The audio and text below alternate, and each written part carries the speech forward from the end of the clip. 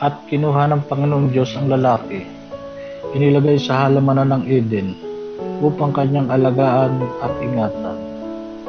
At iniutos ng Panginoong Diyos sa lalaki na sinabi, sa lahat ng punong kahoy sa halamanan ay makakakain ka ng may kalayaan. Tatapwat sa kahoy ng pagkakilala ng mabuti at masama ay huwag kang kakain, sapagkat sa araw na ikaw ay kumain na yaon, ay walang pagsalang mamamatay ka. At sinabi ng Panginoong Diyos, hindi mabuti na ang lalaki ay mag-isa. Siya ay ilalalang ko ang isang katulong niya.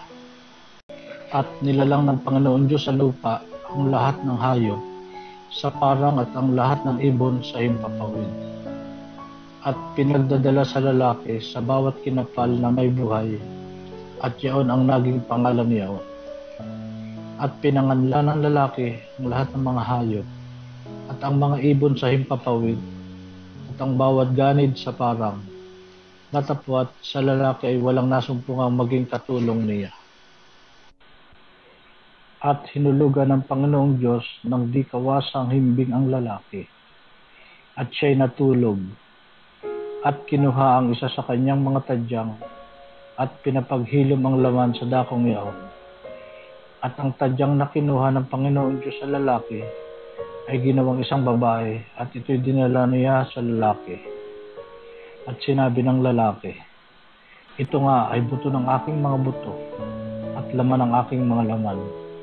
Siya'y tatawaging babae, sapagkat sa lalaki siya kinuha.